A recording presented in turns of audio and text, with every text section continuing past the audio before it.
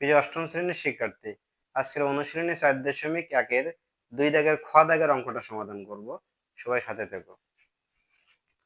দেখো, 2a plus 3b whole square minus 2 into 2a plus 3b 3b minus a আর plus 3b minus a whole square। তো এখানে দুইটা term আছে, একটু খেয়াল করো তোমরা, দুইটা টার্ম আছে। একটা হচ্ছে 2a plus 3b আর একটা হচ্ছে 3b minus a, দুইটা টার্ম। তো প্রথমে আমি 2a plus 3b সমান আমি ধরবো x, R 3b minus a সমান আমি y ধরবো।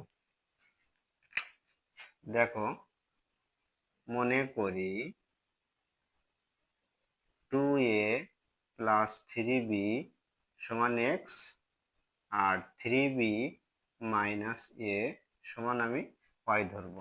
একটা জিনিস তোমাদের খেয়াল রাখতে হবে, যদি আমার অঙ্কে a b দেওয়া থাকে তাহলে আমি xy ধরবো, আর যদি xy দেওয়া থাকে তাহলে আমি a b ধরবো। এটা তোমাদের খেয়াল রাখতে হবে।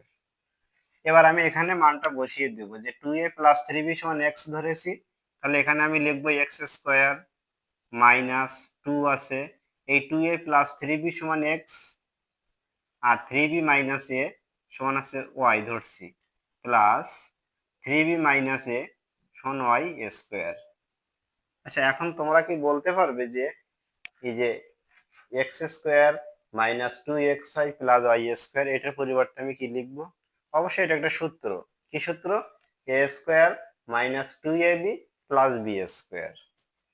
আবার বলি, a square minus 2ab plus b square, তার মানে কি a মাইনাস b তার হোল স্কয়ার। ওকে, তো এখানে a নাই, এখানে x আছে, আর b নাই, y আছে, তাহলে আমি লিখবো x মাইনাস y এই যে হোল স্কয়ার। এবার জাস্ট মানটা বসিয়ে দিব, যে x সমান আমি কি ধরছিলাম, এই যে 2a plus 3b, 2a plus 3b minus y সমান ধরছিলাম কি 3b minus a, second bracket close করলাম, এই যে হোল স্কয়ারটা দিলাম, এই যে হোল স্কয়ার। এখানে তোমরা সাইড নোট দিবা যে x এবং y এর মান বসিয়ে পাই, x এবং y এর মান বসিয়ে পাই।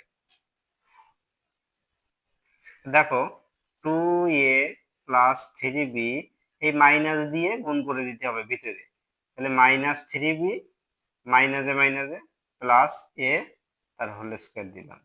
তো দেখো, প্লাস 3b আর minus 3b, plus 3b minus 3b কাটাকাটি হয়ে যাবে, 2a আর a, তাহলে তিনটা a, দুইটা a আর একটা তিনটা a, 3a হোল স্কয়ার। তাহলে 3 কে যদি আমি স্কয়ার করি